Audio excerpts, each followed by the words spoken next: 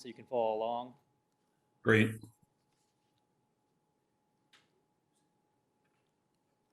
Are we all ready to get started? You bet. Can you bring up the presentation?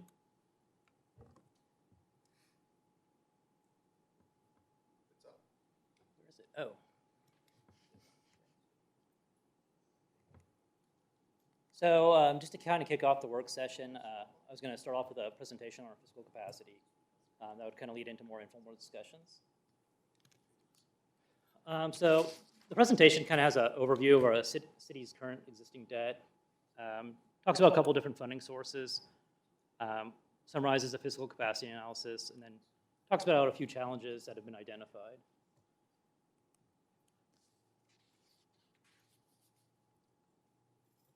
So as you can see on the pie chart, this is kind of our outstanding city debt. Includes GO bonds, general obligation temp notes, and also the lease purchases for the Justice Center and also the golf course. And you can see we have about $90.5 million in outstanding debt. More than half of it's related to the utilities and airport. What this presentation kind of focuses on is that kind of right side of the pie chart, or particularly the top right side, all of the blue wedges. That's generally what we refer to as our kind of tax-supported governmental debt. It's about 30% of our overall debt profile. This slide kind of shows our annual debt service requirements, basically our annual principal and interest payments. A couple of takeaways from this slide. You can see the very top, kind of bluish teal. That's kind of proposed projects that we haven't issued debt for yet, but they're in our 5-year CIP. That includes the Gardner Road Bridge, I think Hilltop Ridge Benefit District, and reconstruction of a portion of 167th Street. Most of those are supported by either specials or special street and highway. Below that is basically our special assessments. We do have quite a bit of special assessments right now. And although they're generally fee-supported debt, I included them on this slide mainly because when they do go delinquent, we kind of have to cover up those shortfalls with property taxes. Below that, you can see the purple. That's debt related to our neighborhood pavement management program. If you remember in the early years of that program, we did some kind of quick catch-ups where we issued debt to do a lot of street projects at once. That debt actually goes out till 2029. If you remember, though, that sales tax actually sunsets in 2025. So we plan for this. That sales tax kind of builds up a fund balance in our infrastructure special sales tax fund. And then we're going to use that fund balance to continue to pay the debt service over time. And I think an important takeaway of this, if you look at that dark blue at the very bottom, that's our bond and interest. That's the Justice Center, that's other tax-supported debt. You can see that kind of start to tailor off over time, particularly around 2030, it has a noticeable drop, and then really it just drops down, and then in 2038, it's basically gone because that's when the Justice Center pays off. That's about just under $1 million a year.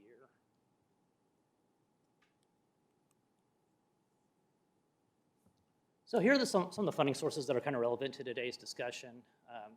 General fund basically has property tax, sales tax, and other general revenues.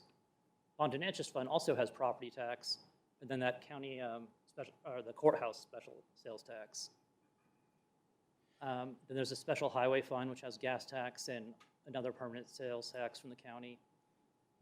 Then we have the street improvement fund which collects street excise tax that we use for capital projects. And then the infrastructure special sales tax fund, which sunsets in 2025. There's a little bit more detail on the special sales taxes. The half-cent infrastructure sales tax generates approximately $1.6 million per year. Keep in mind, it used to do $1.1 million when we first passed this, but it's grown over time. And we kind of anticipate that when it sunsets, it'll be around $1.8 million. So that's set to sunset in 2025, but we still have a cash kind of portion of that program where we fund about $800,000 a year. So, and we also have the quarter-cent courthouse sales tax, which currently goes to our bond and interest fund. It helps with the Justice Center debt, and that's about $550,000 per year. That sunsets in 2027.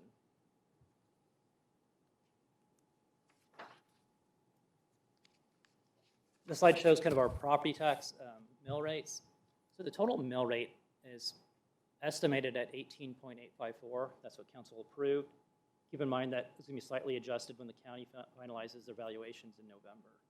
And the county adjusts it, basically. And we have that mill levy split between the general fund and bond and interest fund. So when I say tax levy funds, I'm referring to general fund and bond and interest fund. And it's important to always look at those combined together when we're talking about kind of capital planning or fiscal capacity, because those mills can shift back and forth between the two funds. Then overall, our Gardner property taxes are approximately about 15% of a homeowner's property tax bill.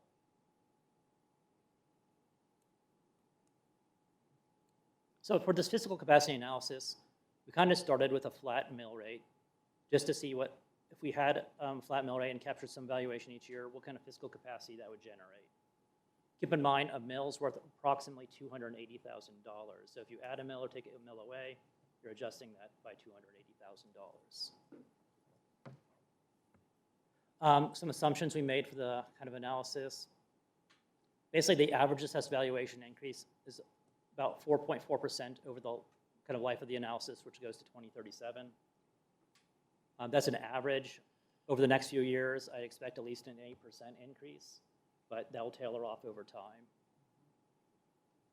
The fund balance target is 30% for our tax levy funds.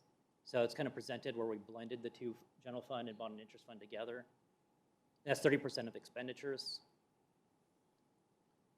For fund balance or street funds, essentially, we have to make sure they stay positive. For general fund revenues, excluding property tax, we looked at kind of historical trends and came up with about 4% an average increase on the other general fund revenues. And then for expenditures, it's about an average increase of about 3.7%.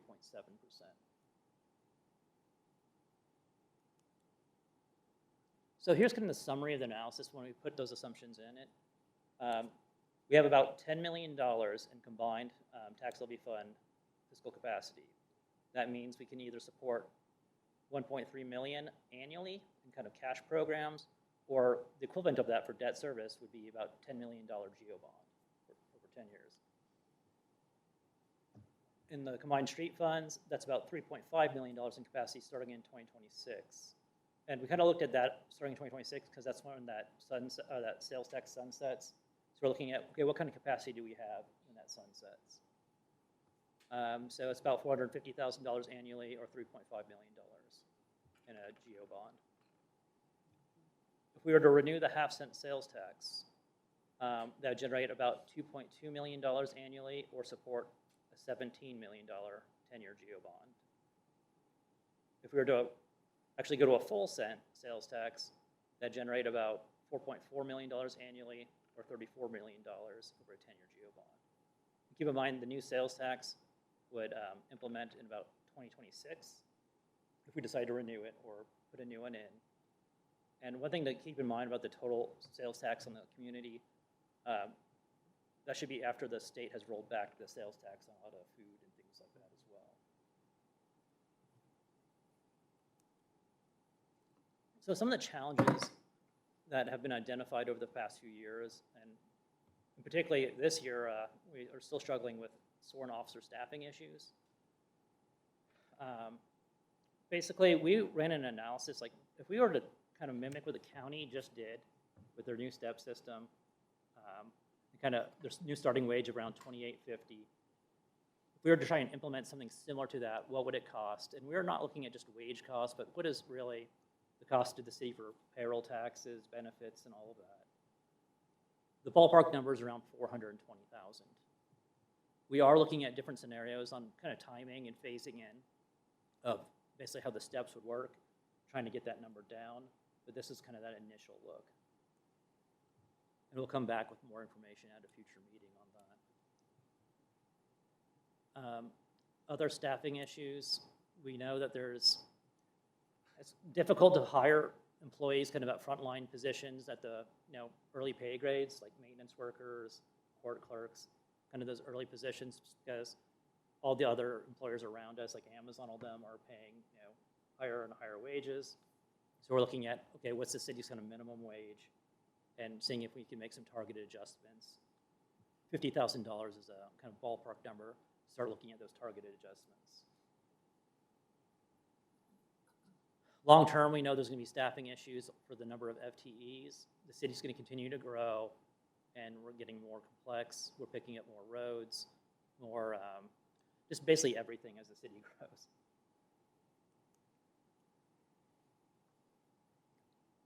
One of the challenges is basically how to keep going with the neighborhood pavement management program. It's about $800,000 a year annually. And basically it needs to be, if we don't renew the sales tax, it would need to be absorbed into the general fund or general fund slash part of the street funds. Basically, we'd have to find another funding source for it. And if you remember when we did the neighborhood PMP program, we knew that the neighborhood and collector streets were starting to fall apart, and if we didn't invest in it, they'd get to a point where it was going to become more and more costly to maintain those. Well, we kind of using that as a model, we looked at some of our other road network, and Public Works developed a new arterial PMP program. And that would cost about $1.2 million to fund. The arterial upgrades and reconstruction projects are something separate. That's when we're actually upgrading for capacity, or if something's too far gone, we have to completely reconstruct it, usually at the end of its life cycle. These are large projects that are usually supported by excise taxes and also grants. But the local match is often around $4 million, and we'd probably have to look at that every 2 to 3 years.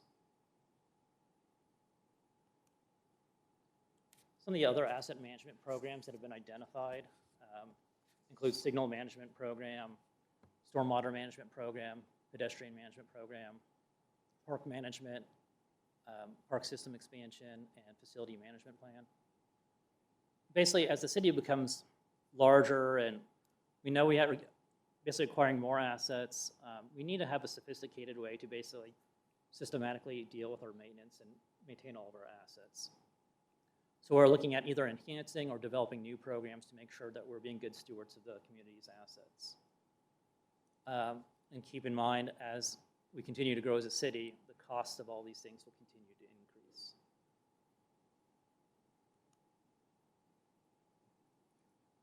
Things that have been identified in prior years is we had a downtown or destination downtown plan that included about $9 to $10 million in public area costs, another $11 to $13 million in streetscapes.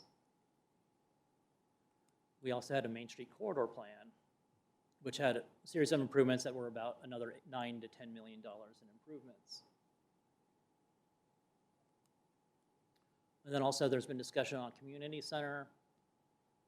Just kind of, like if we had a full 1-cent sales tax that was passed in 2026, we could basically fund a $34 million facility that would cover the principal and interest payments related to the construction of the facility. The city would need to charge membership fees and rental fees to cover the operating O&M costs, basically, which is very standard for running a community center. And then any shortfall in operating revenues would be covered by the general fund. So kind of the purpose of this, the kind of kickstart our work session, was to go over, okay, what does our current debt profile look like? What is our kind of current fiscal capacity? What are some of the issues that have been identified recently and over past years?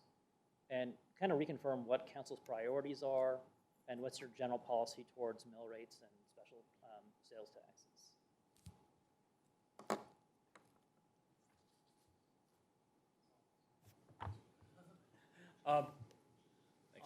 Yeah, thanks a lot, man. Appreciate the comprehensive overview. I've always felt that the top 3 priorities of the city are streets, utilities, and public safety. Those are the 3 things that make your city run. Obviously, public safety in this context is probably the highest priority, given the fact that we're seeing shortfalls in both budget as well as staff. So, and then obviously streets and utilities are close second and third. But that's my own personal feeling. We know we've got a shortfall in places like parks, and we need to get some maintenance and revolving funds out there for downturns. The problem is that we're running into a downturn, and that's going to make things more complicated. So let me jump in here real quick. So I wish we'd have had this meeting before the last budget process. Yeah. Because we really, the direction I'm trying to get is twofold. One is, do we want to maintain our posture of being aggressive towards growth? Because what that comes with, obviously, is, growth ideally would pay for itself, but we all know that we need to make investments to facilitate that growth. And I can give you some examples of that later on, where there are opportunities that have just presented themselves in the last month that the city will have to invest in. A great example is the Moonlight Bridge.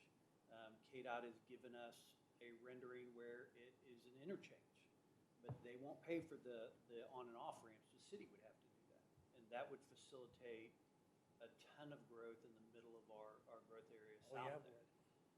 But that will take an investment from the city to do that. So if we want to maintain that aggressive posture, and yes, the economy, there's been a downturn and interest rates are higher, but we have yet to see a significant slowdown in interest, and houses are still selling because there's so much money out there. So we still need to take advantage of those opportunities and not anticipate what this downturn is going to look like, because it's not like anyone we've seen before. So if we want to maintain that aggressive posture, we can do that, but it's going to take some funds that need to be available, and funds that honestly, we've cut a mill the last 2 years, to save people, homeowners, $6-7 a month. We could have used that to take advantage of opportunities that are there now. So if we want to continue to cut mills, and that's the posture that the council wants us to take, then we need to be less aggressive in our growth strategy. And we need to turn our eyes more, we need to focus more on existing infrastructure, because as the city has grown up, we for years ignored the infrastructure and the maintenance in the city as it exists now. Whether it's alleyways or curbs and streets, we don't have plans in place to account for the cost of doing business on a daily basis. And as we've grown and our budget has incrementally increased through increased valuation, we're looking at those, because 2-3 years ago, we didn't have that opportunity to do an arterial management plan because we didn't have the funds available. So we need to look forward and have a policy that accounts for those things. We either can continue to be aggressive and take care of our delayed maintenance, or we need to pull back a little bit and let things fill in and start looking at the things internally. We always have an eye on our existing infrastructure, and that's one of the reasons we've talked about arterial management and street light management and pedestrian management programs. But there has to be also money available to make those investments when new development is, there's an opportunity for new development in some of our expansion areas. So that's the direction that I'm looking for. When we build the budget, we need to know what the posture is that we need to pursue. Thanks, Jim. I've always been typically more pro-growth, and I think ideally you're right that the growth pays for itself, but we also need to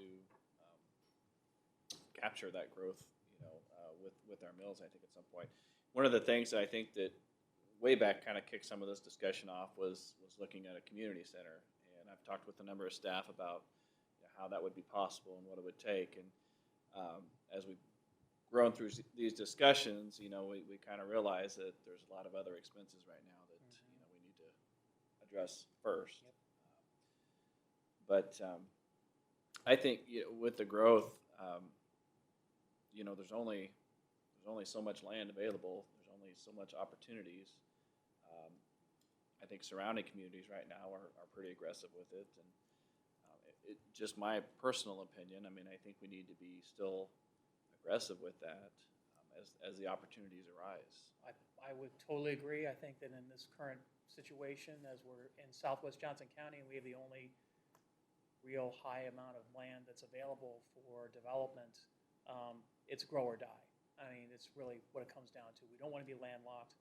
We don't want other communities dictating what kind of development happens in our community. So we've got to continue to maintain an aggressive posture, which means that our mills have to reflect that. Well, we can't be complacent with what's going on in DeSoto, what's going on in Edgerton in 2-3 years. Olathe. The abatements are gonna roll off. And so, I mean, DeSoto's already coming down to 143rd Street, which is a mile away from our northwest border. So there's a lot of things going on with Eudora and DeSoto to take advantage of what's going on with Panasonic and all the ancillary businesses associated with that. And we need to be prepared to take advantage of those opportunities. So years ago, council was unanimous that we wanted to grow, right? Get across I-35, remedy all the issues with the intermodal, et cetera, et cetera. I feel like mostly due to your aggressiveness on annexation, that we've done most of that. Not all of it, and obviously the north is different, slice of that cake. But I think we're more in a transition period now where we should be more selective, not just everything goes. Because the outer boundary on the south side is nearly solidified. I think still being aggressive along that boundary is good. But what goes in it is going to come regardless. Over time, it will come. Right? We don't have to force it to show up tomorrow. We've got to look back at the things that we haven't taken care of in the past. And we've been focused for 5, 8, 10 years on growth. So I think we've got to look at it a little bit more in the, yes, we're still growing, but not quite as aggressively, at least on the south side, and start to look at how we're going to take care of these other projects, because as that growth occurs, we're going to have to find a way to pay for all that infrastructure improvement. And we're not doing that now with the existing homeowners, right? So if we want everybody to still love this place, they're going to have to enjoy what they have that's not on the other side of I-35 as well, right? So I feel like we're a little bit in that crossroads. We're starting to transition back, not to no growth. We don't want to be completely complacent. I agree with that, but not quite as aggressive as we once were. And we've been, Dave and I and Kellen talk about this all the time. We've been very selective on what we want to come here.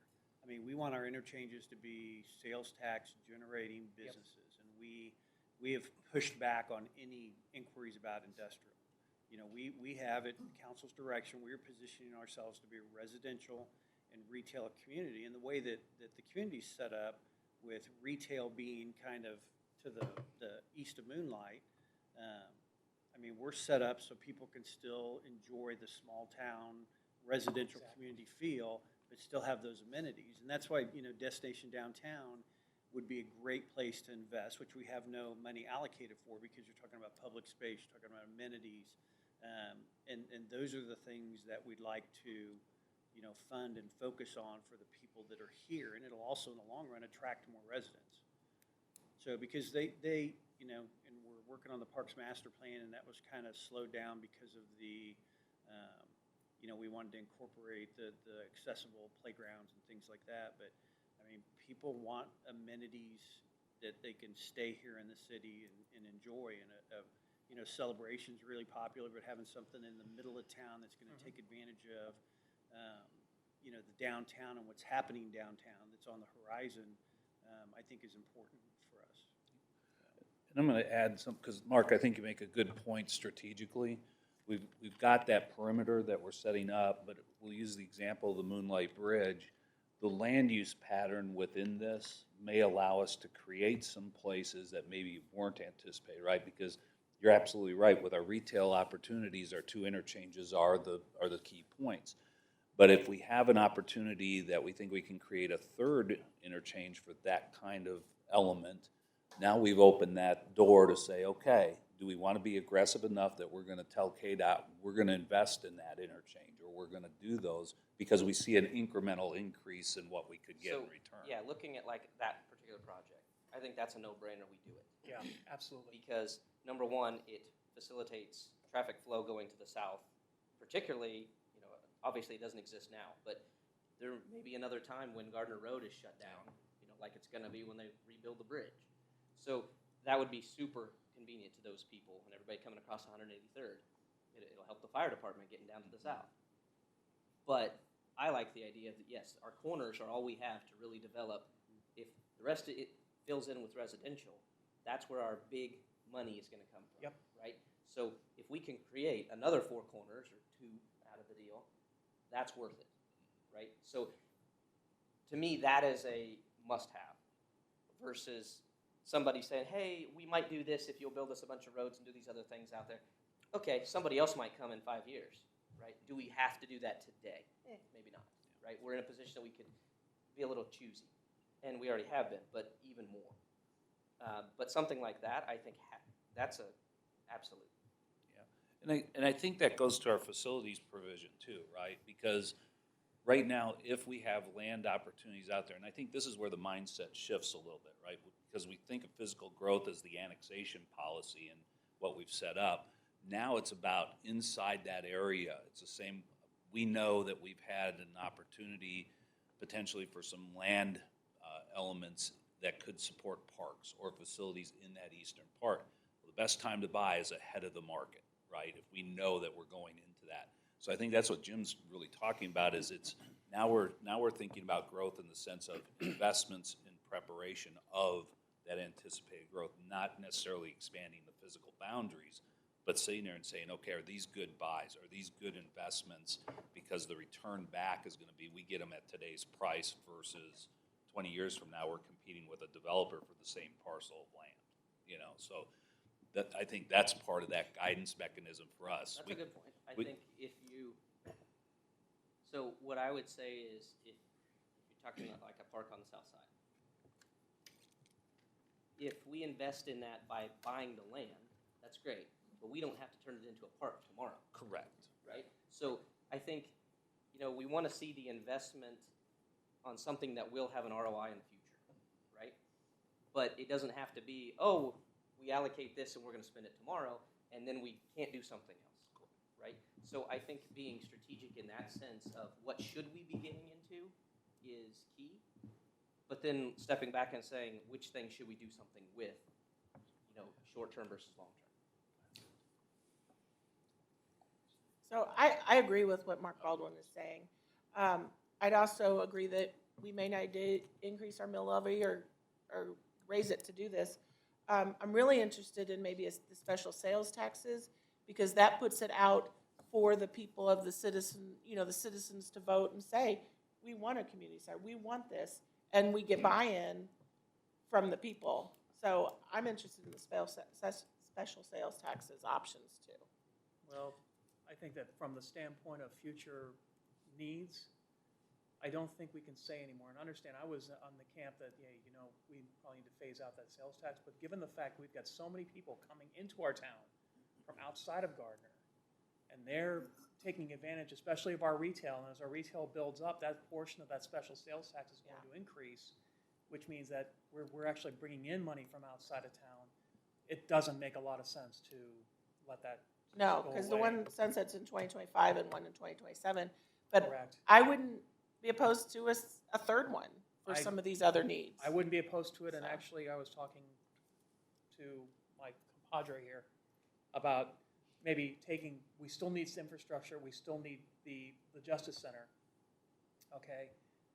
Those funding streams are gonna end, all right? The one in 2025 is obviously the streets. Justice Center ends in 2027, we need to replace that. So, you know, we were talking about maybe doing a distribution of part infrastructure, part Justice Center, part either parks or destination downtown. And if you were to split it that way and provide that on a ballot as you're saying, okay, this is what we're gonna do with development downtown and also with these other areas of basically managing and completing the Justice Center funding source as well as the infrastructure, the roads, I think it would pass. And maybe you look at even more than the half cent. I mean, maybe you look at three quarters. Or, Yeah. You know, Well, when you break But it we down. can't do that until And 2027. the projections account for us absorbing the Justice Center debt into Yep. the general fund. So And- those are in the projections that we already have. Yeah, but if we have that funding source continued, we wouldn't have to do that, and that Right. would provide more funding for these other needs that we have. You're both right. I mean, basically, if you included that in the sales tax, it could go to that funding that you could free up the bond and interest funding for something else, or you can use the bond and interest funding to Right. do the second half stress center and use the sales tax. And I want to be clear too. When I say I'm pro-growth, and that, like Mark said, strategic growth. I mean, Right. I think establishing our boundaries, the infill will come in. We can be much more selective, but yeah, getting those strategic portions, not just haphazardly everywhere. And one of the ways that we utilize our code is to make sure that we are able to get the things that we want. So we could have made the code a lot less restrictive, but we found that it's actually a tool that helps us meet our goals. So, Well, it's not onerous, and it used to be onerous, and now it's just selective. yeah, Difficult. because, and Yeah. we've made it clear to a number of developers that we are not, I mean, we've got people approaching us about industrial, huge warehouses all the time, and we tell them we're not interested in that. So, And I think the other part of that we're doing, and Jim and Matt and myself, is we've been looking strategically at this, and you're seeing it kind of coming to fruition now when you're considering your IRB, case-by-case elements. You're seeing now that we're integrating some of these improvements as part of that financial obligation too. So what we're doing is not just utilizing the code, but we're using the financial policies and tools that we have to essentially in the marketplace say, if you're looking for something from us, how are you raising the bar of quality in our community so that now there's a natural competition that'll go on because the next apartment complex or the next place that comes in looks at that as the minimum standard and goes, I got to beat that to be competitive in the marketplace. So that takes pressure off of the code, puts it into the market a little bit more, and it also means that when you guys are considering some of these packages, whether it's TIF, whether it's IRBs, whatever it is, you're seeing what you're getting above code minimums in return for that commitment. And so we've been more aggressive, I'd say, or more proactive about placing that on the table and saying, you've got to prove it to us before the council's ever going to see this. Yes. Because that's the expectation. What are we getting in return? It's not just what are we giving you. And that's what more sophisticated cities are doing anyway. And speaking of more sophisticated cities, with the downturn that's happening, you're starting to see a little bit of a retrenchment in terms of, the offering of incentives in some areas. I mean, it's becoming more of a, it was like Casino Royale before, and now it's more like it's more of a buyer's market now than it was before. So, and with the supply chain issues that we're seeing, Yep. that's not necessarily a bad thing. no, it's not. So, things like concrete and even PVC are just, Wood still. I mean, it's taken us a year to get some utility stuff. It's just ridiculous. So, Back to Tori's comment, I'm always for sales tax over property tax. Yep. So I agree. anytime we can continue that stream. Right. I mean, I'm not for increasing taxes unless it has a really good bang for the buck. But, we're talking about taxes that are sunsetting. Mhm. But you have to have a good reason for what you're going to do Right. with it, right? Yep. I don't want to do it just because. So we have to determine what those projects are Mhm. and not just encase it in, well, we have this existing debt of the Justice Center and we want to make some things look pretty. Well, no, I think it think needs it's to gotta be be well better than that. documented, well, No, And that wasn't a presented. dig on Yeah. anybody. I'm just saying Yeah. we need to do a better job of, versus some of the other entities we've seen where they're like, yeah, we're going to improve Yeah. a few things and there's that one thing over here and here's 50 million. The last thing we need is a slush fund. We Right. don't And I want a slush think fund. we've always been very well documented Yeah. when we do have this, but we No. want to continue it, I agree. And I don't want to mislead with the 34 million for the community center. That's probably a low estimate. I was talking to Jay yesterday, and somebody's building a police station that's 10,000 square feet less than this, and it's 10 million more than what we paid for this.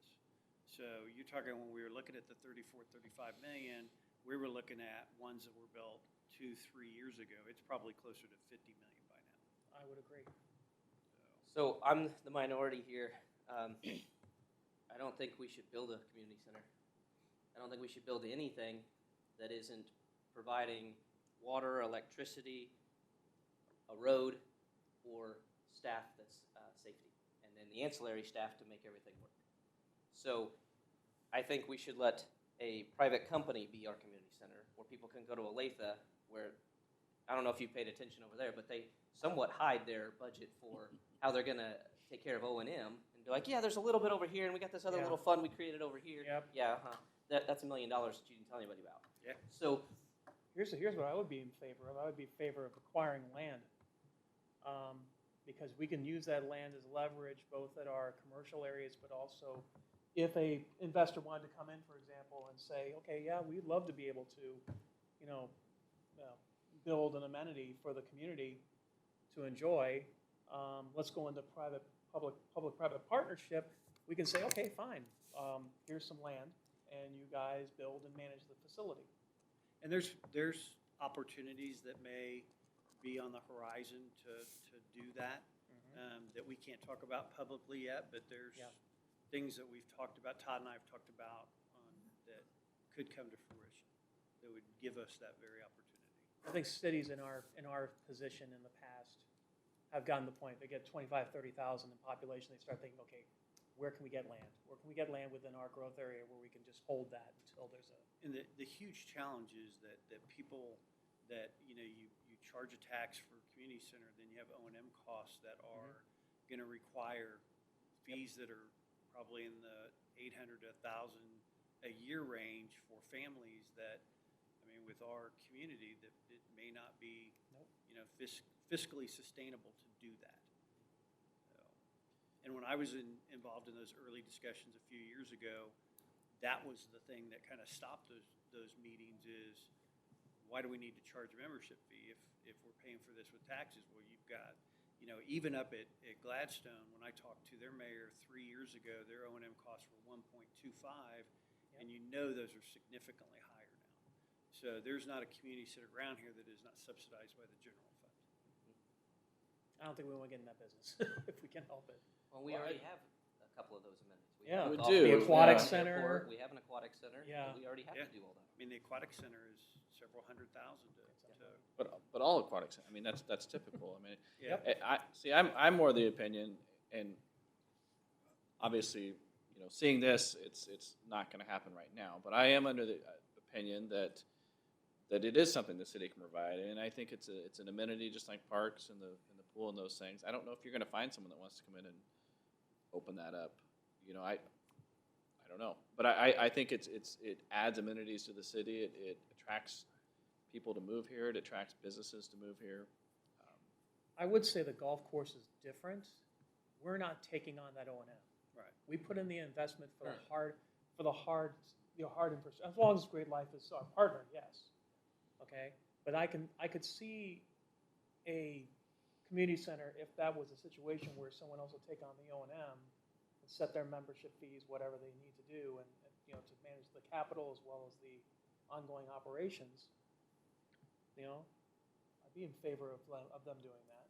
I was in North Kansas City last week, and the YMCA took over their community Yep. center.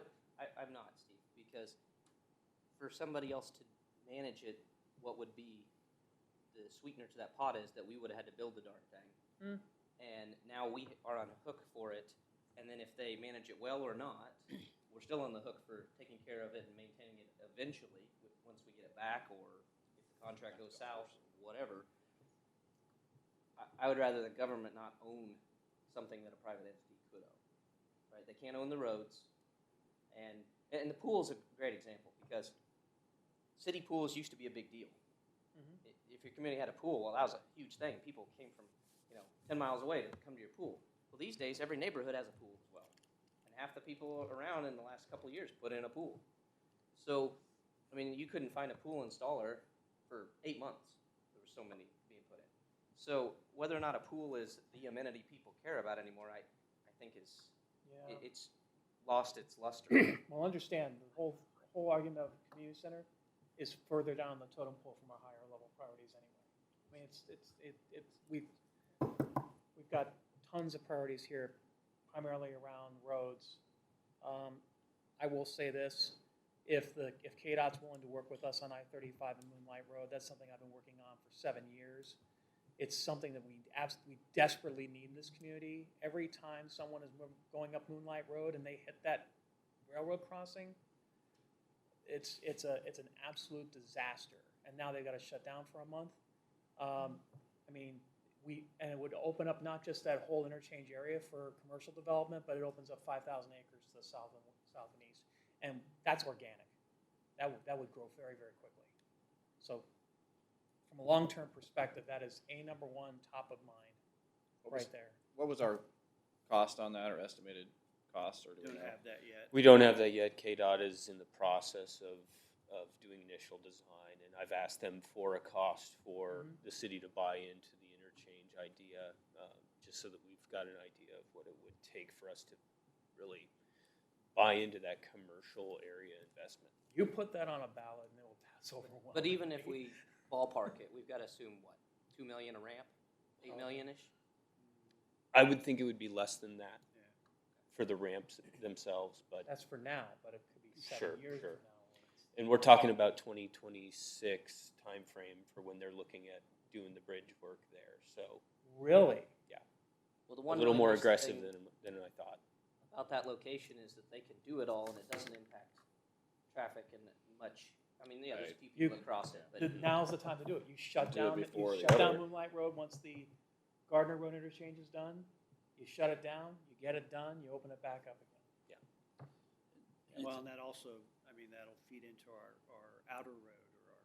Yep. Which, New Trails Parkway. yeah, now you have your frontage road that can connect. Now you got New Trails Parkway completely through to 183rd Street.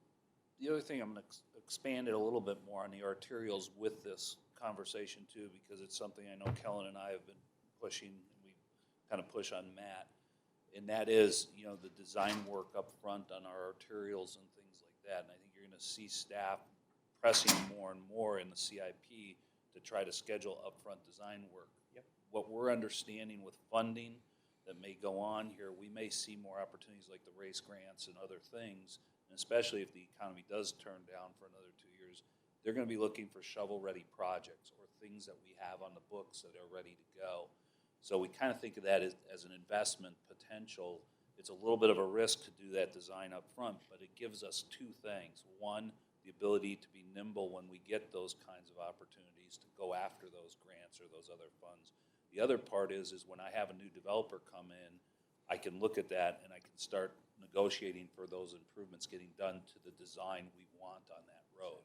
And so right now, it's been a little bit of a quandary for us. So that's kind of a new investment area in roads that I just want to add that because we think of the physical road itself and the building process, but having that design done a year in advance or a little bit ahead of the projects gives us those kinds of opportunities to basically say, we know it's coming, we know we need it done, we got the design work ready to go, now we're ready for shovel ready when those opportunities hit us. So that's just something I wanted to make sure I threw into the mix for you because we do get hung up on the actual road construction and we forget about that design element.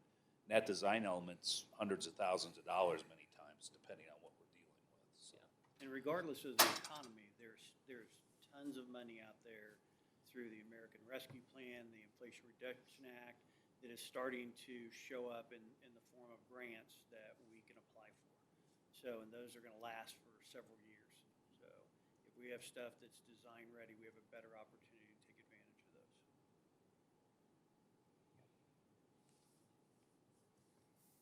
Does anybody have questions about the police funding stuff? I don't like it, but if it's what we got to do, it's what we got to do. We're talking about $500,000, right? And that's, Annually. honestly, that is. Yeah. So to actually match, and we're not gonna match what the county does. But there's just a number of different things that play into this, in particular with lateral transfers. So as you know, if we get a lateral transfer, it takes about 4 to 6 weeks to get them on the street. If we hire somebody and put them in the academy, it takes about a year to get them off break in and on the street, and then they have to stay a year, and then they can just go somewhere else. So we can't bring in laterals if we're bringing them in. That we have internal equity issues if we bring them in at a higher pay range. We're not trying to be at the top of the county, and the other cities are just like we are. They're trying to react to what the county's doing. But we're losing. We lost 2 people in the last month to a school district because they got $5 more an hour. We have to be able to compete, keep our people, and recruit people here. So I mean, it looks like on the surface that we're just chasing our tails here, but there's the potential here for this to enter crisis mode. And it's not just here; it's across the country. That if the profession is not elevated in salary and benefits, everybody is going to struggle with that. I say this every time, but those one-time costs, if they can be helpful, retention bonus. I mean, So we have a bonus for a hiring bonus. We were looking at a referral bonus for officers to get people here. Retention bonus. We had a kind of a retention thing built into what we're doing now. Before, if we make any change, where like 5 years you get a 5 bump. We're looking at a step system now, which everybody was trying to trend away from, but now with the county, everybody's going back because people want certainty on. In the county we were matching them where you top out in 12 years. A lot of agencies are looking at 8 to 10 years. So because they have that certainty in there, they get the steps at 4%, and that's another difference from the county is their steps are 4.4%. After 7 years, they get an 8% bump. We took those bumps out, so we'll be less through the steps and at the higher end, just to bring the cost down. So, and then we're looking at timing things with anniversary dates and how those are calculated and when they're eligible for a step to try to bring that number down, but it's probably going to be in that range. So, Oh, go ahead. I'm sorry. At the last council meeting, we were at the low end in the county.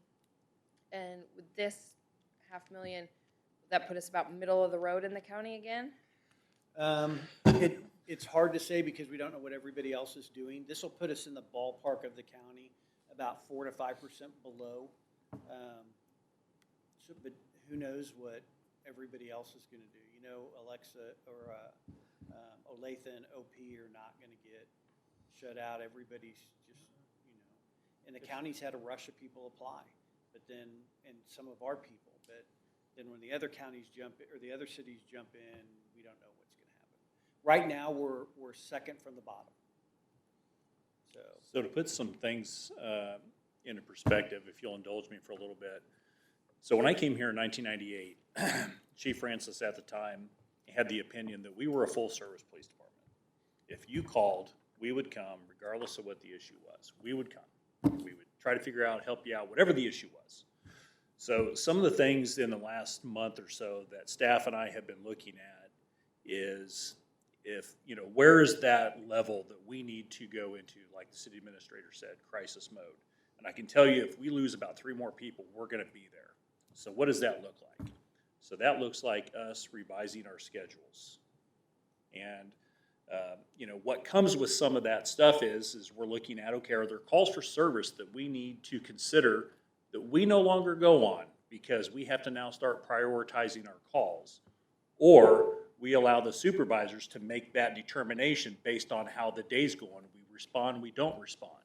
We're looking at, making sure that we have different types of reports that we're taking and not taking, and how that plays into, what we do with responding to calls and time that it takes officers to make reports.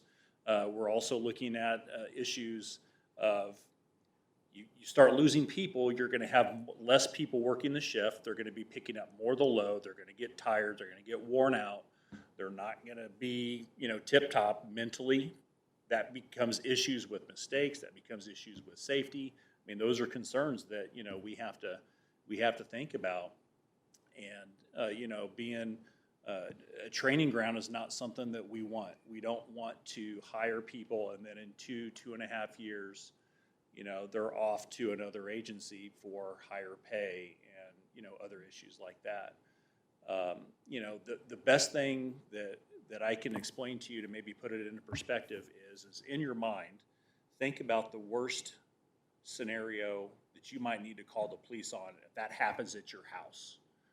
Would you rather have 5 officers coming from 5 different directions, or would you rather have 2 officers coming and maybe if the county isn't busy, they might be able to send a unit our way to help?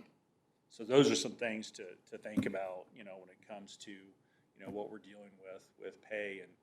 And it's like the city administrator said, right? We have no idea where 4 or 5 agencies are going to land on what they're working on right now, because they're all working on something, and we just don't know what's going to happen with it. So, kind of following up on Casey's train of thought, and hopefully I'm not completely missing what you were saying, but we've got $500,000 that we're saying is a tentative amount that we would have to expend annually in police to be able to get us to a point where we're competitive. Does that include the steps? Does that include any other potential, challenges that we might have from the standpoint of compensation? Because I don't want us to be in a situation where we're having to scramble, go the well again for additional funding if we have to. Well, it's hard to say. I mean, I know, because of the fact that other jurisdictions are doing their thing, and we don't know what they're going to come up with. But I mean, do we everybody's trying to need- one up each other. So do we need to put in a buffer or something like that for this? Because I can see this becoming another issue a year from now. could potentially. I can tell you, council member, we just ran a process not too long ago with applications, and we had 7 applications. We invited all those people, all 7 of them. We normally looking at 20 to 25. All 7 of them to show up for the written test, which is the first start of our process. 2 people showed up. Luckily, both those people passed, so they're moving on in the process. But, attracting the certified officers, like the city administrator said, is, something that we need to try to do, because, I mean, that is, lack of a better word, they are so much quicker to help us in situations, and they have the experience. Now, I'm not saying that we don't, look for qualified or people that we like that aren't certified, because we have a lot of those people on our staff right now that were not certified. I mean, everyone at some point was not a certified officer. So, those are things that just kind of, make me stay up at night and try to figure out how, we can get people in here. And, we're trying to do a lot better on our recruiting and getting our name out there. There's a website in the Midwest that we have sent all of our information and stuff to criminal justice programs that automatically goes to their message board, so they get it. You're probably here in the short amount of time are going to start seeing QR codes on the back of our police cars, so somebody can scan the QR code and it goes right to our online application. We are literally trying to think outside the box of trying to do what we can to get people to apply. And like the city administrator said, I wish I could sit here and tell you that we're not going to come back in 8 months, but I'm not going to say that, because we don't know where it's going to end. So, with the police, I know, Jim, we've had this conversation before, and I know it doesn't mean it's going to change anything, but the sheriff's department used to do more for us here. And I would like us to continue to push them to do more for us in this area, right? They're getting paid more. They're going to have more officers or deputies. Even if they shut us out and say, we're not doing that anymore, that's fine. But maybe tides change, a different undersheriff becomes sheriff or whatever over time. I think if it's known, we would like your service more and more and more. I'm sure Edgerton feels the same way. Well, I can tell you that, you know, we've had those conversations. We have a great relationship with the sheriff's office. I mean, we do. We always have. And, you know, as far as I'm concerned, we always will be. We always will have a good relationship with them. You know, we have never told them to back off or stay away. You know, them, KHP, they're all welcome, you know, here in our city doing things. My fear is, Councilmember Baldwin, and don't take this wrong, is I don't want to rely on them because they have their own stuff to take care of. But we certainly have those conversations, and we have an agreement. I mean, we go to the county to help them a lot. I mean, we'll go to New Century, we'll go to Edgerton, we'll go out into the unincorporated areas of the county because they have deputies that are either tied up or they're coming from across the county in the same situation. So, you know, we do that. I never thought that we would be in that situation with Olathe, but with Olathe next door to us, I mean, we've gone over into the city of Olathe to help out on stuff before now because they're coming this way. So I think that door's always open. And as far as, you know, I'm concerned, I don't want to speak for the sheriff, but I think I can speak for him. That door's not going to ever be shut. Yeah, I would completely concur with you. Sheriff Hayden, Under Sheriff Reese have always been right there, helping us out and giving us assistance. But they're 50 deputies down. They're down. And That's their, part of the their reason why primary less function present. is the jail.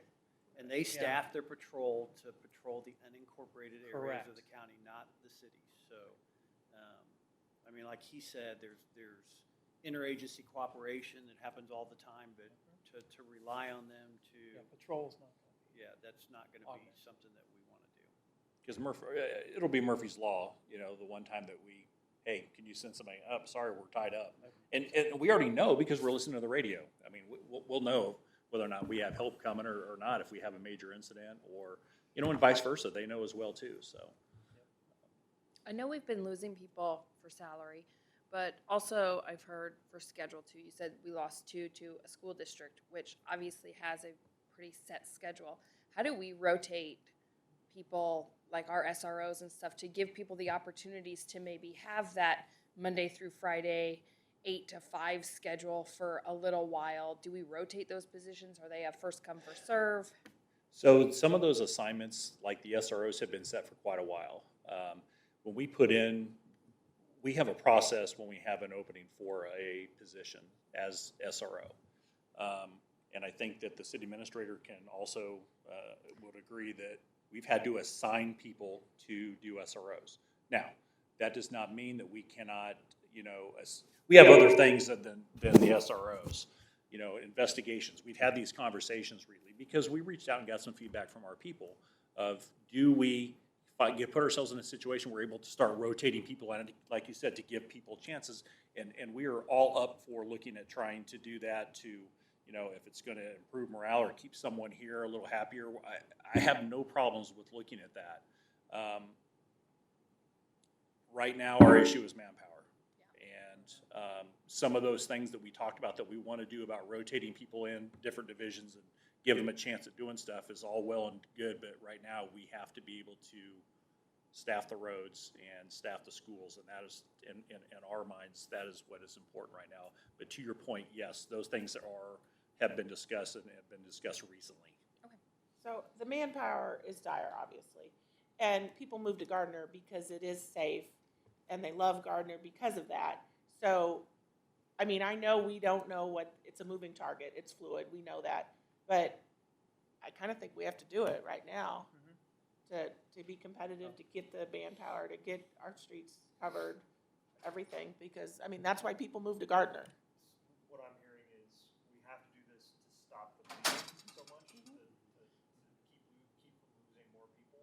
But I feel like we're going to do something else here soon to help even attract more people to come here. I think we should just be prepared for that. Yeah. Well, there was I found out this morning there was a patrol commanders meeting in the county yesterday, which all the patrol commanders get together and they have a meeting at a location. And there was an agency there that one of their captains was very vocal. Not only are we going to be aggressive, we're going to outdo the county, and it's coming.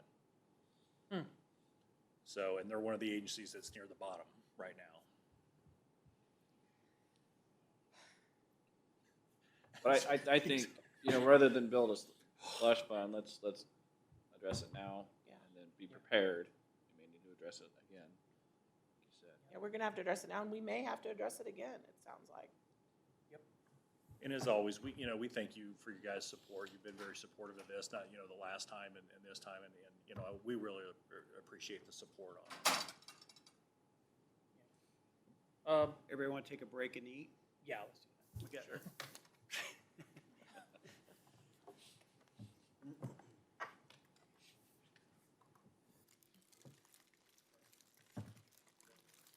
Okay, I wanted to talk about this to get some clarification on how the governing body interacts with staff in the budget process. What we do is we take the governing body's policy, specifically what the goal fund balance is 5 years out, and any advance notice that cutting the mill levy is what the council is wanting us to do. So, and I know we have a lot of meetings on budget from the first of the year through the end of the process. Staff, when Matt and I are working on budget, I mean, we have multiple meetings on the needs from each department, whether it's additional FTEs or equipment needs, or like in Kellen's case, any new management programs that have to do with streets. So now that we're just finishing the budget process, I'd like to get feedback from the governing body on any changes that you'd like to see with regard to how we interact with governing body, the information we provide. We were able to do the budget summary for the public this year, which was really popular, was extremely well done. Matt and Danica worked on that, did a great job on that. But any further guidance on or changes you'd like to see with regard to information sharing, the timing of information sharing, or any additional input from the governing body? So I think staff does a fabulous job of providing a high-level budget. Here's the plan. Here's what we need as a 10,000-foot view. Okay? I think Matt is comprehensively goes through everything. I don't think there's anything to worry about. I like the numbers. The part that I wish we had more feedback on is I look at the budget as essentially just a plan. It's not set in stone. We don't have to spend this. We can vary here. We can reduce here, etc. So you guys take the time. You spend all year. You make this great plan for us. And then we get 2-3 decisions to make, and high-level decisions, and we pass the budget. But we don't do anything in the feedback over the next year unless it's, hey, we got to do, spend $420,000 for officers or something. And when we are looking at things, it's not a, hey, if you do this, it's usually a, do you want to do it or not? Not a, if you do that, that's $30,000 here. We could do this cut here, or this will impact this by doing that. We don't usually get into that level. I don't know if we have to have a big conversation every meeting, but if we had something even in a Friday minute memo saying, we're looking at doing this, Matt identified if we do this, Jim thought we could do this, we're going to move it from X to Y.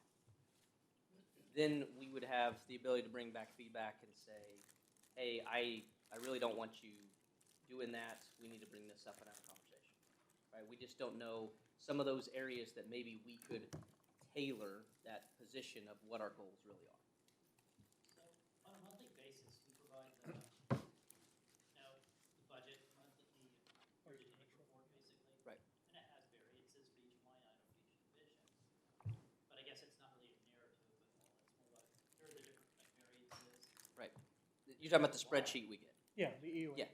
Yeah. So But when should I build off of that to build some kind of narrative like, hey, we had revenue, like, say Parks and Rec come in high, so that's why they went over like on this line item or something. Yeah, so something like that, a little more explanation, because, okay, I can go through and see, oh, that's plus 16% and it's $20,000. Okay, is there a story there? Yeah, it's usually under the notes. Is it because, yeah, there's sometimes a little bit of notes, but is there a trend that it's because of construction costs, right? Is it, hey, how much did we save on not having not smoke on the trails, yeah, craft beer and wine. How much do we save? What can we allocate that to potentially, or are we gonna just save that for next year? Right, things like that. So are you looking for that information for just informational purposes or for governance purposes?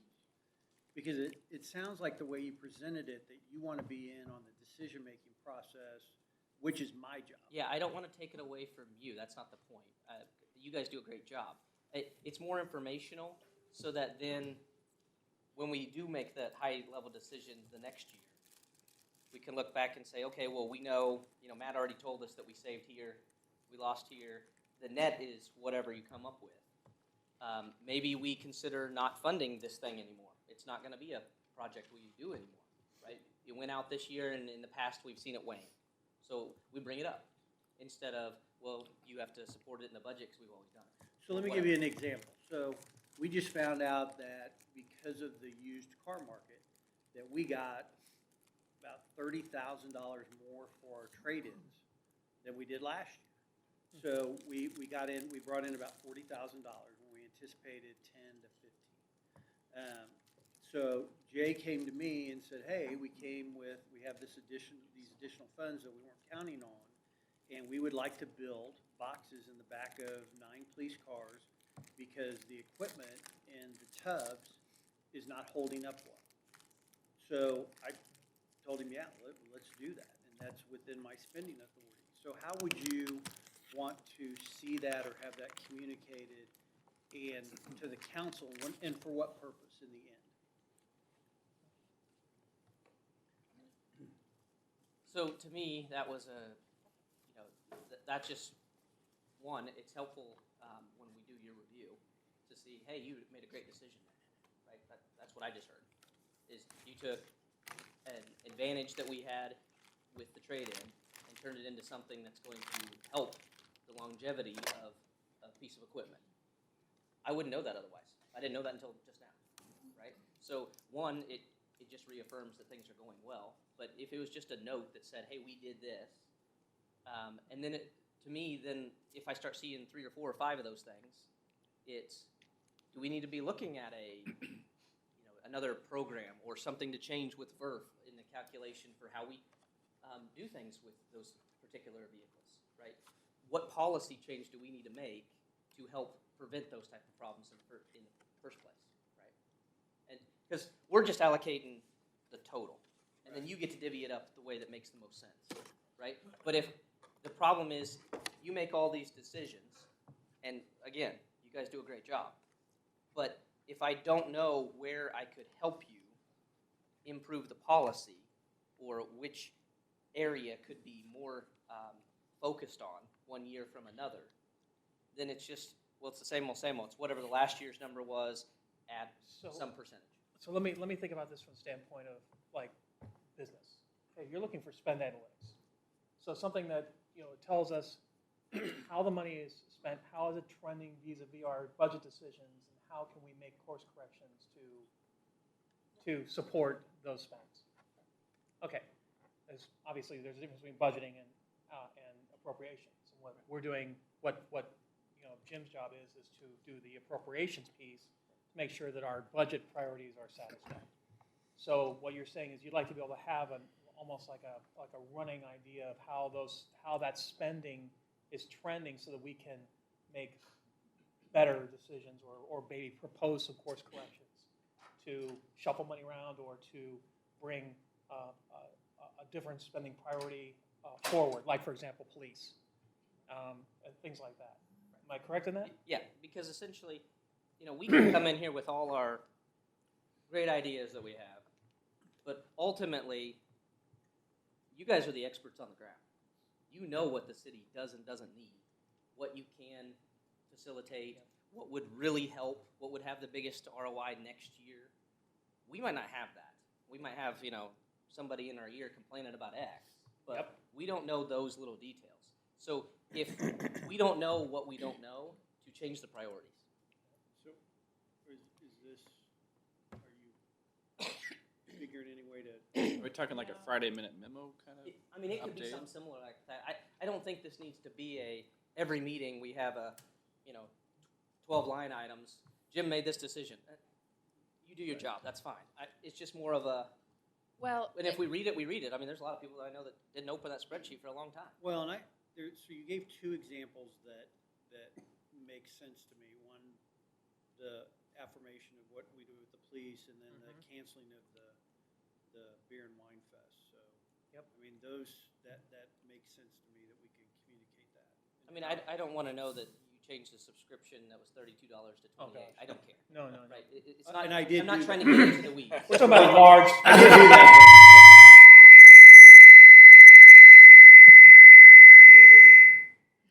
Yeah, I'm not trying to get, in your business. Right? Yeah. You don't That- want that's not my Rich Melton place. level of specificity. Oh, I would probably take it, but That'll be the leave I more don't of want it. to get into that position because that's not my job, right? We hired you to run the business, right? So I'm just trying to not be a rubber stamp with, hey, they said to do this, it looks good. Because there's a lot of numbers in that budget. I mean, when I was recreating it in the spreadsheet and was like, hey, why is there $4 million missing in that first graph? Oh, okay. And then you start going down here and things are allocated in different categories, right? So you're trying to track, well, what's this number here? Well, you can see year over year it went up 3%. Oh, okay, it's not a big deal, right? But why did it go up 83,000? What is that getting us? I don't know. I just know it went up a reasonable amount. Well, reasonable over 10 years adds up to quite a bit. well, and I don't think everything that is going to be, like your example with the police. Okay, we got a little bit of extra from our trade-ins, and we were able to do this project, and that kind of happened right away. Not everything's going to be like that, right? Like, we got a little extra, we're going to put it in the budget, and then when something comes up in a couple months, we know we have some wiggle room. But I know for me, and I'm sure it's happened with the rest of you, sometimes we get asked about very specific things, like, hey, we're no longer doing this. What are we doing with the money? And absorbing it into the general fund isn't generally an answer that's accepted by constituents in the city. So for us to be able to have that information of, well, now we can look at these 3 projects and decide what we want to do, or have a little bit of wiggle room to help with, staff benefits or whatever, having that information would help us. Like, for me, what Mark was saying was strictly informational, to be able to pass it along when we get those questions about what are we doing with this. Okay. Yeah, we want to get away from governing by the squeaky wheel. That makes sense. I mean, because the squeaky wheel will always think that their priority has to be addressed, and it's like, well, here's the reality of the situation. Here's our analytics to show where the money is going, and hey, we can bring it up as a priority, but that means changing our priorities from the standpoint of both budget and expenditures. So this, I don't want to throw cold water on constituents, but I also want them to see the realities that we are dealing with, and sometimes that's difficult. So it's giving me a thought, like, I can probably create some kind of periodic report where it basically goes, it talks about, like, here's a summary of these kind of, like, significant variances or changes from budget, like if we didn't do like an event, or if it has to do with the trash pickup or something like that. And then also for policy decisions, it sounds like it'd probably be good to have more feedback. Like if I said, okay, we had a budget of $200,000 for, I don't know, building permits, but already at $300,000 in June or something like that. Exactly. Just so those significant swings in the budget, so it can help you make decisions. If you come and ask for a new truck, hey, we had extra revenue from this, basically. Yeah, exactly. And what's a blip versus a trend? Too. Right. So let's look at last year's budget as well as part of this. Right, it's just a plan, right? Yeah. So if, sales taxes up during COVID, okay, well, how are we going to use that? Well, we can't use that because other expenses were also up and we're just absorbing it. Okay, but we need to know that versus, hey, we actually had extra here. Are we going to base next year's number off of the extra that might be a one-time deal? Yeah. And I know you guys look at that. I mean, Right. we've had this conversation before. But how do those numbers work out? And what things should we consider, should we, everybody has a different opinion on how much should be property tax versus sales tax, right? So those of us that are more sales tax are going, oh, that's great, it went up. But then if you have some big expense, we got a dump truck that goes out, how are we going to afford that?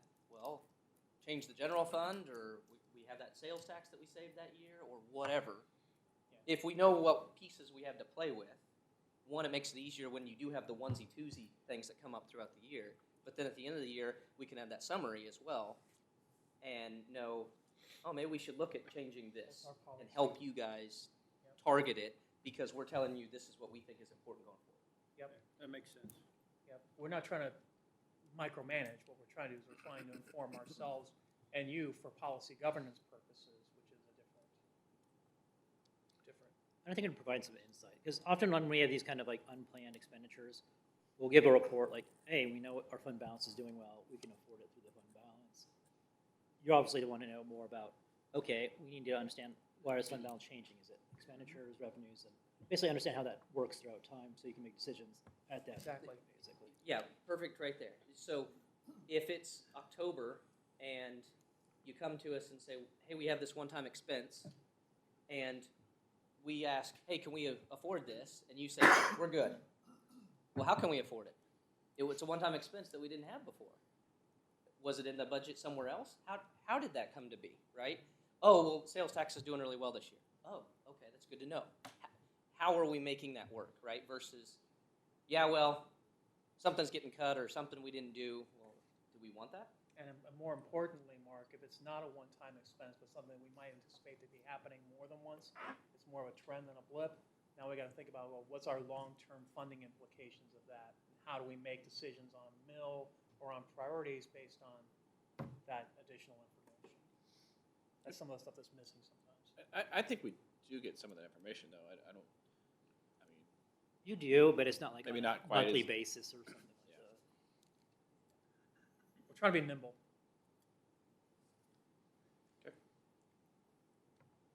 sound all right? That's it.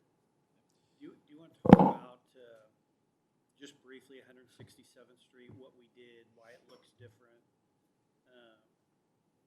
Because I know there's been questions on social media. So Okay. you guys know from Oh, the Main, different pavement? from Gardner Road or Center Street over to Mhm. Kill Creek. So it was a new process. It was significantly cheaper. It allowed us to do it instead of from Waverly to Kill Creek, we were able to do it all the way over to Center Street. And it just looks different. Yeah, it does. So there was questions there, so he can kind of explain what that process is. Sure. So this is, I guess, the first large project we've done with UBAS. UBAS is a ultra thin bonded something. It's a big long acronym, but essentially, it's not a more solid kind of asphalt surface that you'll see. You'll see it's kind of porous. Ride-wise, I was out driving on it this week. It doesn't ride much different than regular asphalt. What I did notice is UBAS does handle rain really well. It's not reflective in rain, and it drains off really well, which is somewhat of a nice thing, especially on some of the kind of unimproved arterial roads that we would probably look to use something like that on. Most of the cities around us in Johnson County use UBAS on a regular basis. We've really not used it before. It has a slightly different life expectancy than a full overlay. So in areas where maybe we have a larger project within a certain amount of time that's closer than what we would use a full overlay for, we would look at a project like UBAS instead of doing a full overlay.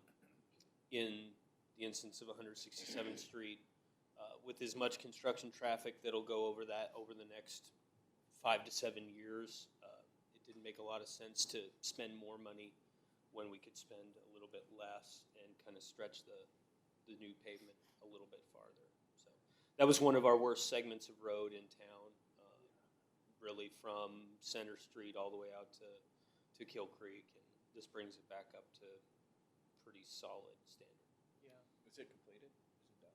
What was that? Is the project done? There's still striping to do. Okay. So that should be happening this week or next week. So that right there is a perfect example. The reason I knew about the UBAS is because I went to Kellen before we voted on it 2 months ago, a month and a half ago, and said, why is the number so much different, right? So it's, I want to be clear, I'm not looking, I don't want you to provide the information looking for permission, right? You guys make your decisions. But I was like, why is that number so much different? Oh, because we're going to try this new thing out. That would have been a perfect thing to see on there, and here's why we're trying it. It makes sense, da-da-da, other people do it, you know, et cetera. One, we can now be proactive if somebody asks us a question.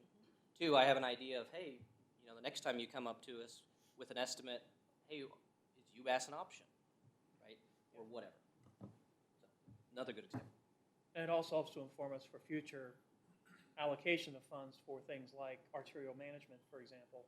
Correct. If we can leverage that in the future, it helps to lower our costs. So as you saw in the presentation, that number of 1.2 million, that's mill and overlay. That's not UBAS or some other types of maintenance. So it could be 900,000. So it gives us flexibility if we have the opportunity to use different products at different times. And we'll see how this holds up over time. It's a new thing for us, and maybe it works great, maybe it doesn't, and we go back to looking at primarily mill and overlay. And we're looking at a road maintenance schedule that, so you can extend the life of the road if you do, say, I can't think, chip seal. Fox, Do a chip seal like every 4 years, and do mill Mhm. and overlay every 8. So you can extend it from 15 to 20 years to 30 years, and it's a lot cheaper than just doing a complete road reconstruction. So that's what we're looking at. are we still looking at the fog seal for our pavement management going forward? Yeah, yeah. We've been doing that over the chip seal Yeah. for the last few years. Yeah, I know, it's been very enthusiastically received. It just is a better product. Yep. And 167th rides well. I mean, I have to drive it to go home, and it rides just like a regular street. It just looks different. It's a little darker. It'll Looks look almost better like when it's it's wet. striped. Yeah. It looks almost like it's wet. Yeah. It throws people. But it was really interesting driving on it wet. It Yeah. looks exactly the same when it's wet and when it's dry. Yeah. And you don't get headlight reflection. You can see the lines. It's actually a little bit safer. I think the feedback I was getting from some people is, man, I hope I didn't get oil on my car. Yeah. Because Yeah. it looked like it still had oil on it, which it It's did. the same color. Yeah. Exactly. But yeah, unless they were underneath the paver, they weren't getting oil on their car. That's a liability issue. Mhm. That's all I've got, unless anybody else has anything. So do we have a Yeah, what's clear our next direction step? on priorities at this point? I mean, I think the top.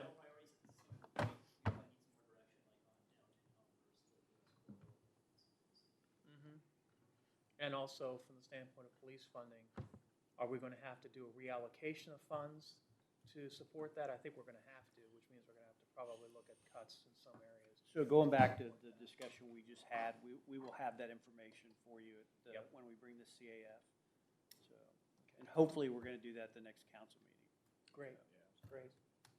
So when we had the police slide up, on that slide was also 50,000 for, you know, non-sworn officers. Is that something that we are looking at currently, or is that something that we need to be thinking about for the next budget process? No, we're looking at it currently. Okay. So we have some, like the line maintenance, street maintenance, we're losing them and unable to attract them because of what the warehouses are doing. And that inhibits our ability to do the regular maintenance that we need to do.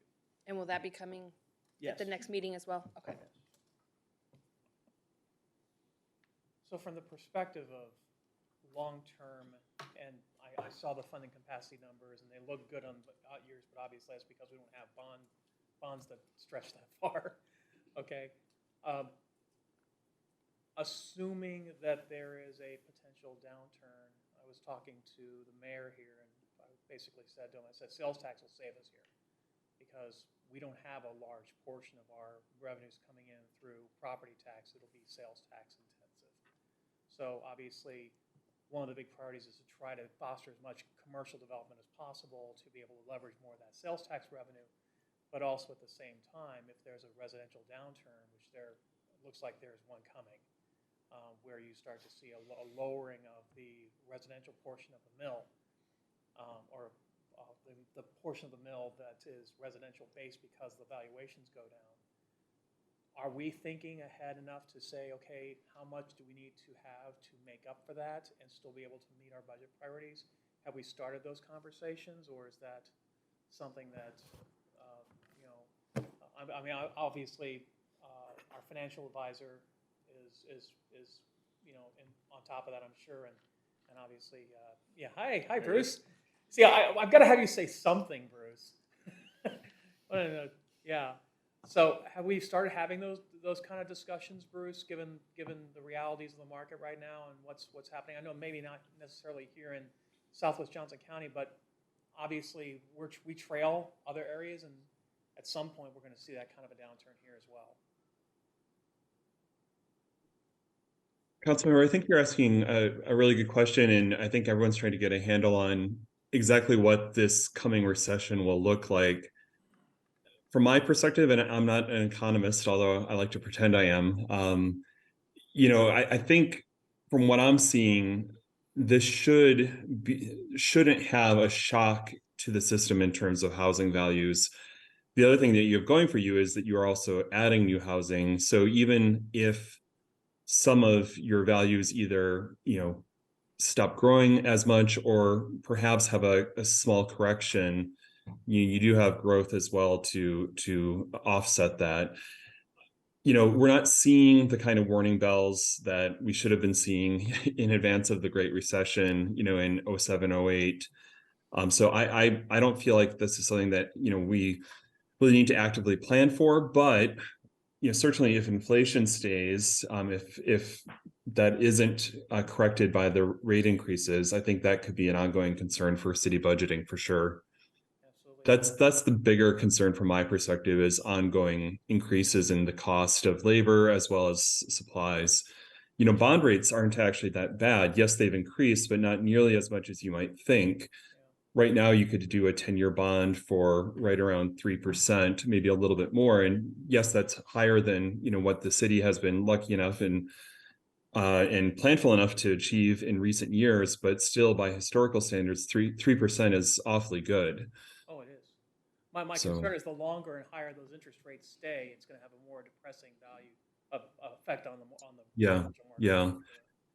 So, I may be off base here, but I don't think those rates are going to stay as high for as long as some other people think. I think we're going to start seeing rates stabilize and maybe hold steady for a while, pretty soon into 2023. But you can record that and put it in my face if I'm wildly wrong. The other, I'm not too worried about what the valuation number you're talking about, Steve, because this is Johnson County and it's always doing this. And even in 08, it didn't go down. It went flat. it went flat, So- but in 2010 it did not. It went down. I don't see it making a big jump down. It's gonna be flat if anything. So I think our property tax numbers will be the same. I think the other thing that's going to influence us here, and we don't think about it because it's not Gardner immediate, but the Panasonic element at DeSoto is going to bring a new portion of the market, I think, to Johnson County. Jim and I have been talking about the workforce that it's going to go after and the labor.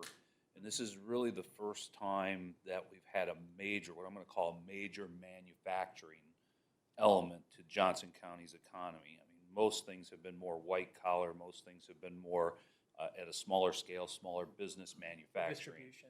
This is going to be huge. In a presentation that we were at a couple weeks ago, one of the things that was mentioned is it could draw a labor market from Wichita and other parts of this metro area that'll be looking for housing in this location. So while we got the dynamic of rates and everything going on, there may be this supplemental demand that just keeps kind of fueling, and people are going to go, look, we're moving up here, we need something. We've got to accept this if I take that job. And some of the indication was that labor market for that manufacturing positions is not really here. It's in the automotive industry in KCK or over in KCMO, and it's in the aircraft industry in Wichita. And as they have layoffs or they have things happening, that's where some of that labor is going to come from into this area. So it's kind of a fascinating dynamic, I think, for Johnson County, because it's going to bring a a different demand for housing than maybe what we've seen with the logistics park and those salaries. And I think we heard, didn't they say it was gonna be like a 5 to 7 year ramp up period for this Panasonic period? So it's gonna be interesting to watch as this goes through construction into actually the labor creation that it will, so. More of the high-skilled, blue-collar kind of work that Yeah, we haven't had a lot of that in Johnson Yeah. County. so I know the smaller communities around here are all clamoring, trying to figure out, okay, how are we gonna deal with this? Cause they're getting inquiries too on all of this, so.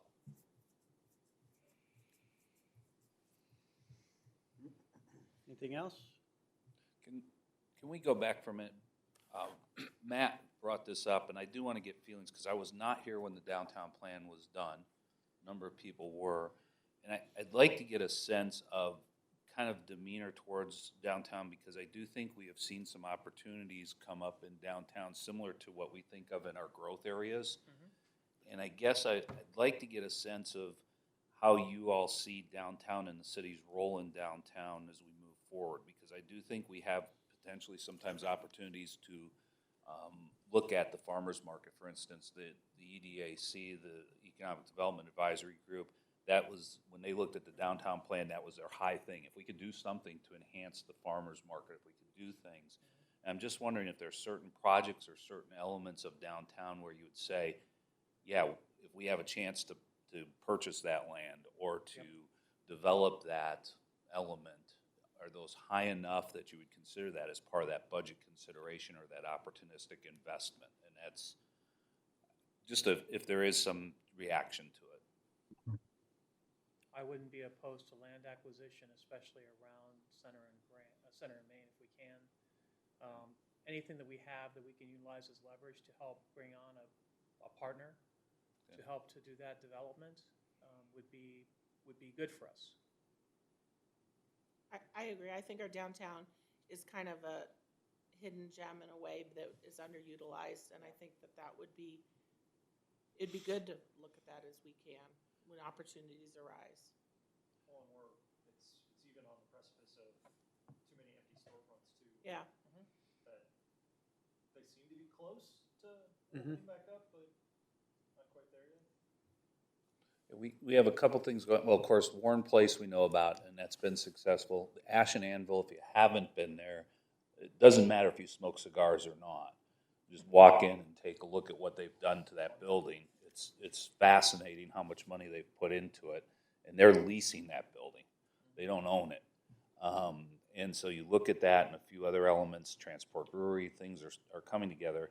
But we also know, for instance, the transit hub that was talked about in the downtown plan with Johnson County Transit changing its way of operating, that's likely not going to happen, so that may open up another opportunity behind the bank. So there's things like that we're constantly looking at the fluidity of it, but I also want to make sure that this is still in your priority scheme of things. If it is or if it isn't, that's how much staff time do I want to dedicate to trying to make things happen. I personally think it should be a destination, just not a pass-through. And right now, it's a pass-through. in my So, and opinion. we are working with the businesses and a consultant to potentially do a historic district. So we are having a public meeting on Zoom in, I believe, a week from tomorrow to see what the interest is from the business owners. But we've already met, the Economic Development Council has met to approve the funding for the study and the application.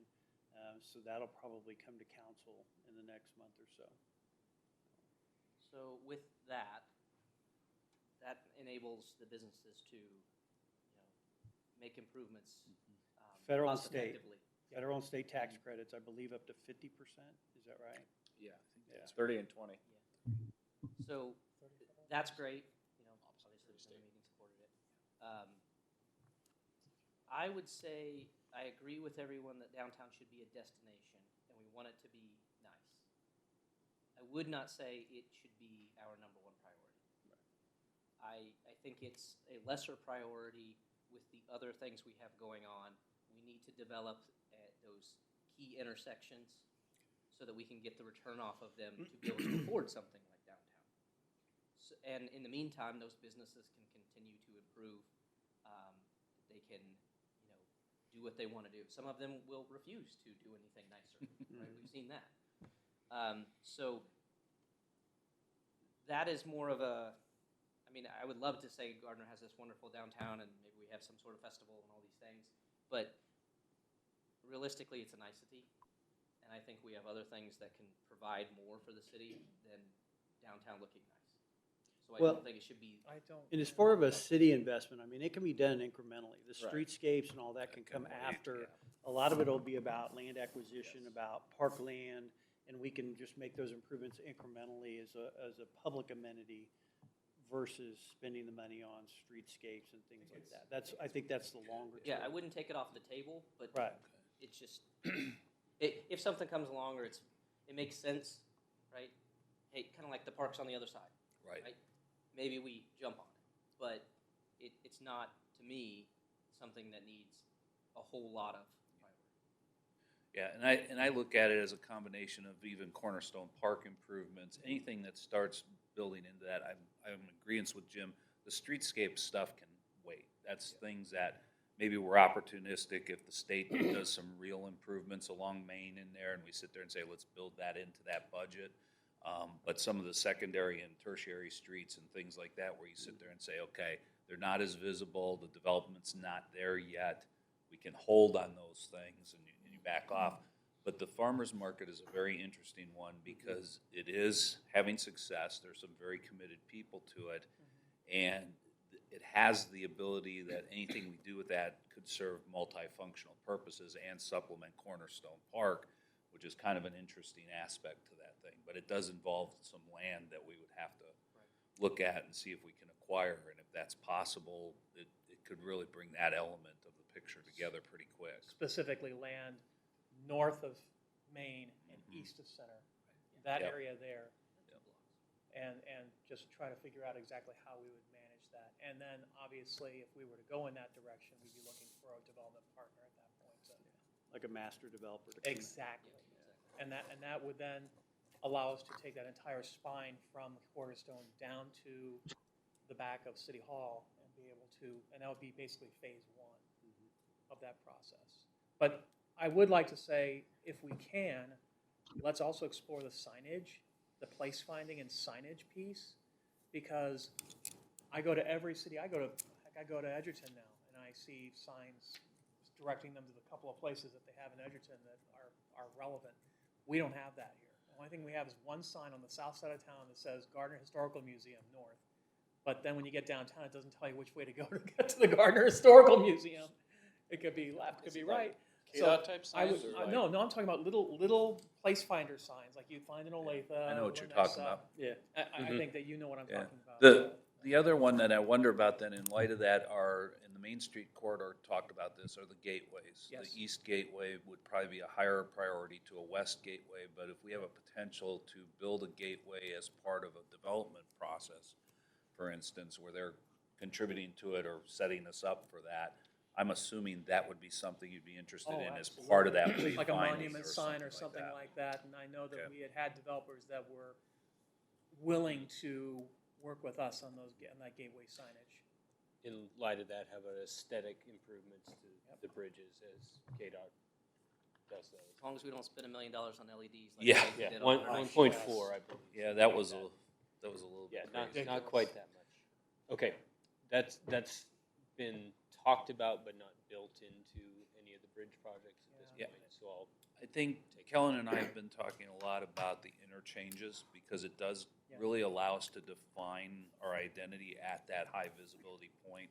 But we've recognized, we've looked at those costs, what other places are spending. We get that some of that is way out of the picture.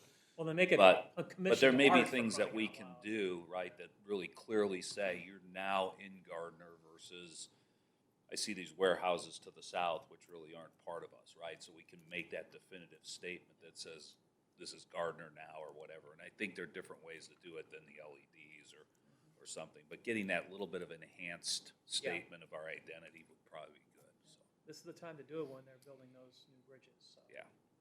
KDOT won't do that for free though. No, they won't. All right, thank you, everyone. Thank you, Thanks, everyone, everyone. for taking a couple hours out of your day.